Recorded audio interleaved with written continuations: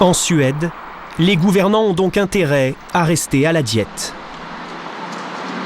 À l'heure du déjeuner, Gunilla Carlsson nous emmène dans un endroit interdit d'accès aux médias, la cantine du gouvernement. Tous les ministres mangent ici lorsqu'ils ne sont pas en déplacement. Et aujourd'hui, une de ses collègues est au buffet.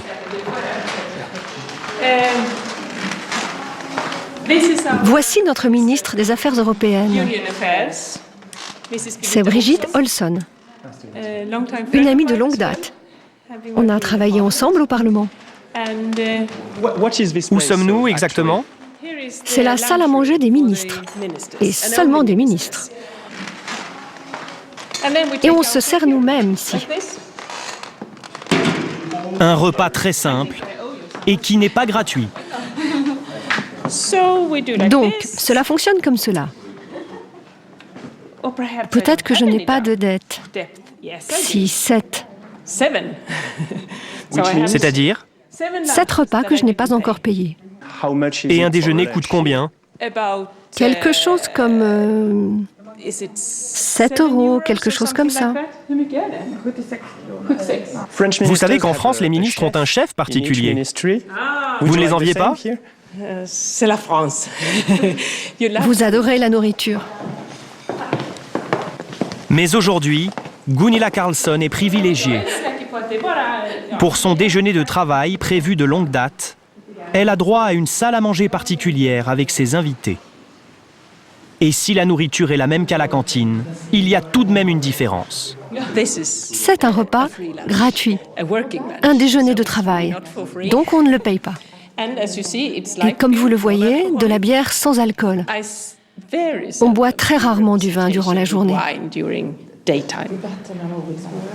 Aucun privilège pour les ministres. À tel point qu'à Stockholm, les symboles du gouvernement se fondent dans le paysage urbain. Ici, le ministère de l'économie surplombe les boutiques de souvenirs.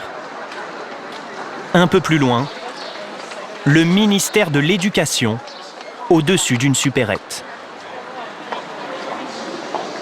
Une simplicité qui imprègne aussi les rapports humains. Devant le Parlement ce jour-là, Gunilla Carlsson fait une rencontre imprévue et très chaleureuse. Ça va bien, ça va bien. Passe le bonjour aux autres.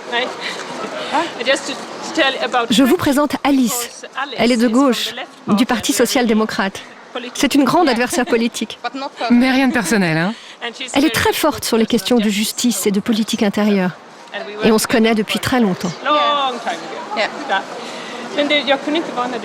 Ce climat de confiance, la Suède l'a payé cher à 2 reprises.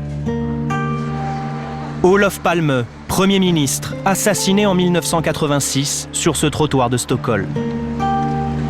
Anna Lindh, ministre des Affaires étrangères, poignardée en 2003 dans ce centre commercial de la capitale. Tous deux se promenaient seuls, sans protection policière. L'assassinat d'Anna Lindh a remis en cause les convictions suédoises, terminé ces images de ministres empruntant les transports en commun pour se déplacer. Dorénavant, les 22 membres du gouvernement, dont Gunilla Carlsson, ont droit à une voiture de fonction pour les grands trajets ou pour rejoindre leur domicile. Une petite révolution.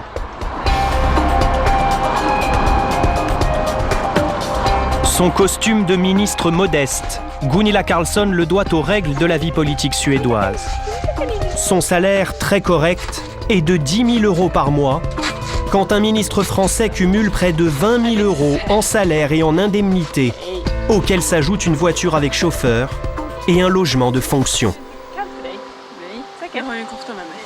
Rien de tel en Suède. Comme tous les ministres, Gunilla Carlsson loge toujours à ses frais, à son domicile personnel. Je pourrais probablement gagner beaucoup plus d'argent en travaillant dans le privé. Mais vous savez, c'est une responsabilité très grande que nous confient les électeurs. Et je trouve normal que l'on ne gagne pas trop d'argent grâce à ça.